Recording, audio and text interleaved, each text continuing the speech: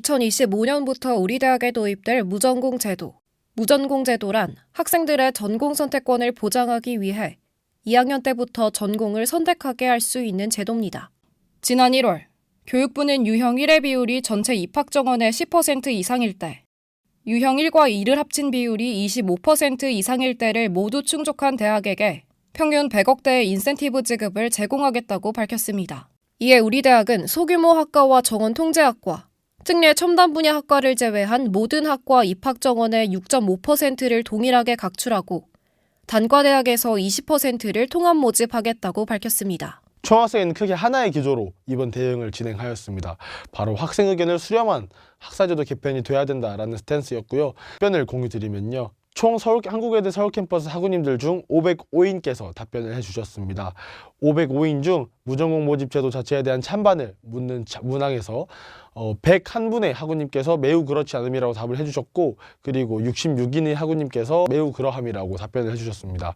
성균관대학교나 이화여자대학교의 광역 모집 사례를 생각해봤을 때 이제 신입생들이 조금 더 폭넓게 자신의 전공을 설계하고 선택할 수 있다는 기대 효과가 사실 가장 크게 다가올 것 같고요.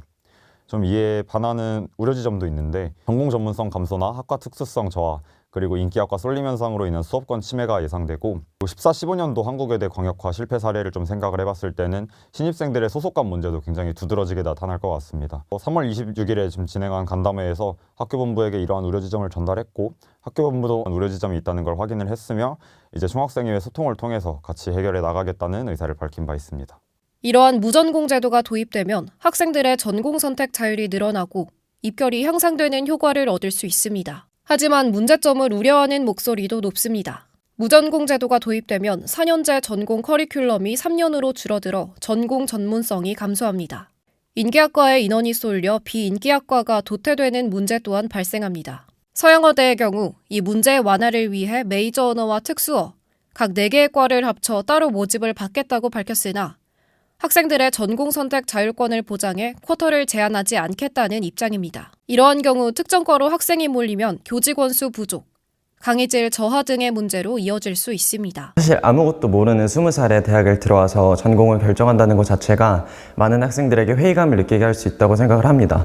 저 또한 이탈리아학과를 선택을 했지만 사실 어느 정도 회의감을 조금 느끼고 있습니다. 그래서 무전공 제도라는 것이 미리 수업을 좀 들어보고 전공을 선택할 수 있다는 취지에서는 굉장히 좋은 제도로 보여집니다.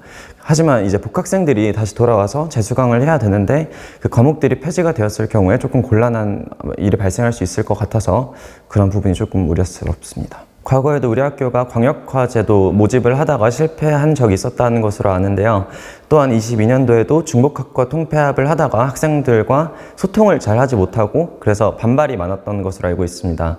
그래서 이번에도 무전공 제도를 도입하거나 어떤 학생들과 소통에 있어서 조금 더 적극적으로 소통을 하고 학생들의 어떤 취지와 그런 고려를 다양하게 반영하여서 무전공 제도를 실시하였으면 하는 바람입니다. 학교 측은 무전공 입학과 관련해 학우들과의 소통을 마련할 수 있는 방안을 내놓겠다고 발표했습니다. 무전공 제도라는 변화의 바람이 불어올 한국외대.